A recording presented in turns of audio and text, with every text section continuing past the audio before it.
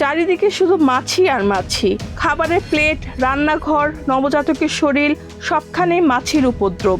রাজশাহীর গোদাগাড়ী উপজেলার ঈশ্বরীপুর গ্রামের মানুষের জীবন যেন দুর্বিষহ হয়ে উঠেছে একটি লেয়ারের মুরগির খামারের কারণে।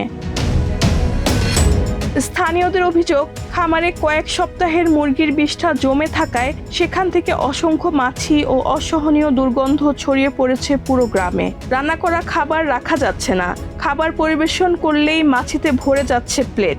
শিশু, বৃদ্ধ ও অসুস্থ মানুষ সবচেয়ে বেশি ভোগান্তিতে পড়েছেন। এমনকি মাছির অত্যাচারে আত্মীয় স্বজন ও মেয়ের জামাইও বাড়িতে আসা বন্ধ করে দিয়েছেন। গ্রামের বাসিন্দারা জানান, বিষয়টি নিয়ে জেলা প্রশাসক, ইউএনও ও পরিবেশ অধিদপ্তরের একাধিকবার অভিযোগ করা হলেও কার্যকর কোনো ব্যবস্থা নেওয়া হয়নি।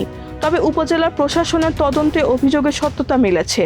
তদন্তে খামারের বর্জ্য ব্যবস্থাপনার অনিয়ম, পরিবেশ দূষণ ও পরিবেশ সংরক্ষণ আইন লঙ্ঘনের প্রমাণ পাওয়া গেছে। পরিবেশ অধিদপ্তরের রাজশাহী কার্যালয় জানিয়েছে, তদন্ত প্রতিবেদনের ভিত্তিতে চলতি সপ্তাহের মধ্যেই খামার মালিকের বিরুদ্ধে প্রয়োজনীয় আইনগত ব্যবস্থা নেওয়া হবে।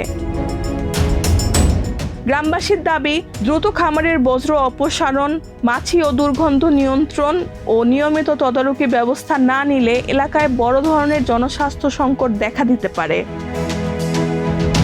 রেহানা বেগম, প্রজন্ম 24।